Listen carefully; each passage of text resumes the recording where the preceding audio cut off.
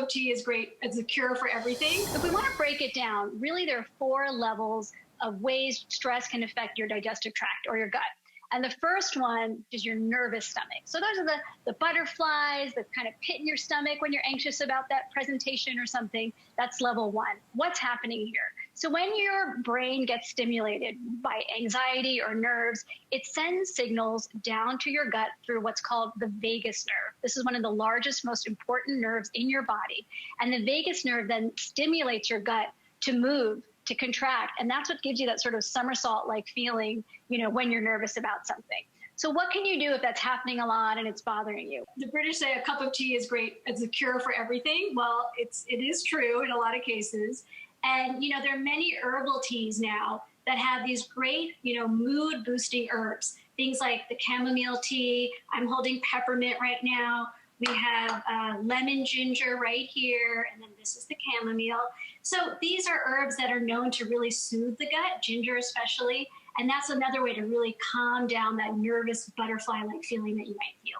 Well, one thing that I actually practice in my own life with those negative, anxious thoughts that seem to just keep going on repeat, I do something where I visualize a bright red stop sign, and that just stops that negative thought in its tracks and allows me to redirect to something more positive. So I definitely encourage you to give that a try when those negative thoughts are just running in your head nonstop. Right. It's such an easy thing to train your brain to do. Stop. Take a breath. Exactly. Just stop. Okay. Another way of training your brain is if, with many apps out there, things that help us with meditation or calming down, but a new one that I find really interesting is called Personal Zen. And I think we have some B-roll to show you. Here it is.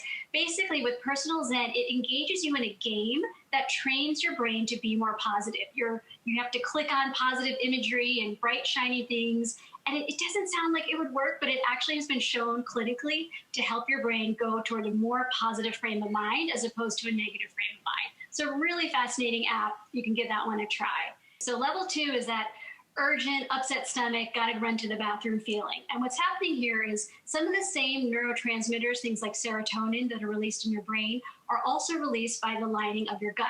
And sometimes if those go haywire, it can cause an overactive, overspeedy digestion. Now, another setup for that is an imbalance of good and bad bacteria in your gut.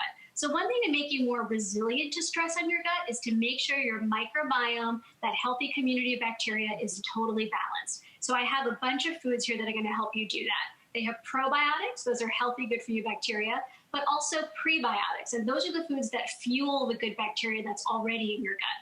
So we all know about yogurt, right? Yogurt with live and active culture is great for probiotics. But if you're not a big yogurt fan, kefir is a fermented drink. That's something to try. It has kind of like a yogurt flavor, but it's very unique. And then another great source of probiotics, kimchi. We know our Korean friends make this fermented cabbage, which is delicious. And then finally, sauerkraut, another great source of a rich variety of different strains of probiotics. Okay. And then again, prebiotic foods, we have asparagus, we have leeks here. Again, 2 good sources of prebiotics that are going to help your good bacteria that's already in your gut flourish and grow.